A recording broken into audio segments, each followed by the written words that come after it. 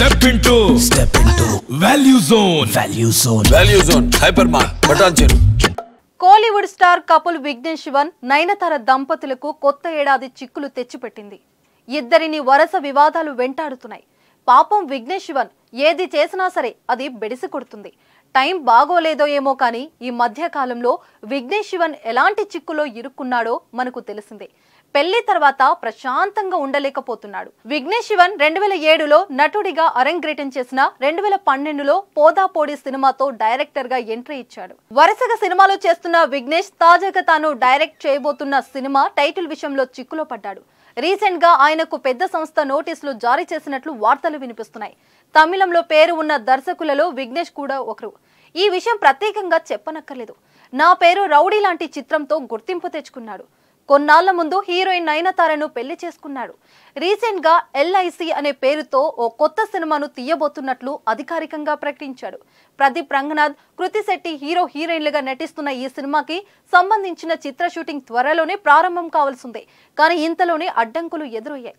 ఈ టైటిల్ పై గత కొన్ని రోజులుగా కాంట్రవర్సీలు ఏర్పడుతున్నాయి. కోలీవుడ్ డైరెక్టర్ కుమారన్ టైటిల్ పై అభ్యంతరం వ్యక్తం చేసిన విషయం తెలిసిందే. తాను 8 ఏళ్ల క్రితమే ఈ టైటిల్ రిజిస్టర్ చేసుకున్నానని, ఈ టైటిల్ పై పూర్తి హక్కుల తనవే అని, లేకపోతే కోర్టుకి వెళ్తాను అంటూ వార్నింగ్ ఇచ్చారు. ఇప్పుడు ప్రముఖ ఇన్సూరెన్స్ సంస్థ LIC కూడా నోటీసులు జారీ చేసింది. తమ సంస్థకు ప్రజల్లో మంచి పేరు ప్రఖ్యాతలు ఉన్నాయని, మీ సినిమా కోసం ఈ టైటిల్ ని పెట్టి మా సంస్థ ప్రతిష్టకు భంగం కలిగిస్తే ఊరుకునేదే లేదని నోటీసులో పేర్కొందట. వారం రోజుల్లో పేరు మార్చుకోకపోతే లీగల్ గా క్రిమినల్ చర్యలు తీసుకుంటామని హెచ్చరించిందట. ఈ సినిమా టైటిల్ ని సెలెక్ట్ చేసింది నయనతారేనట. దీనిపై చిత్ర బృందం విఘ్నేష్ శివన్ స్పందించాల్సిందే. మరోవైపు విఘ్నేష్ శివన్ భార్య నటి నయనతార ఇటీవల నటించిన మూవీ అన్నపూర్ణని విషయంలో ఇబ్బందులో పడ్డారు. ఈ సినిమా డిసెంబర్ 1, 2023లో రిలీజ్ అయింది. ప్రస్తుతం ప్రముఖ స్ట్రీమింగ్ ప్లాట్ఫామ్ నెట్ఫ్లిక్స్ లో స్ట్రీమింగ్ అవుతుంది. అయితే ఈ సినిమా శ్రీరాముడిని కించపరిచేలా, లవ్ జిహాద్ ను ప్రోత్సహించేలా ఉందని ఆరోపిస్తూ మాజీ శివసేన లీడర్ రమేష్ సోలంకి ముంబై పోలీసులు ఫిర్యాదు చేశారు.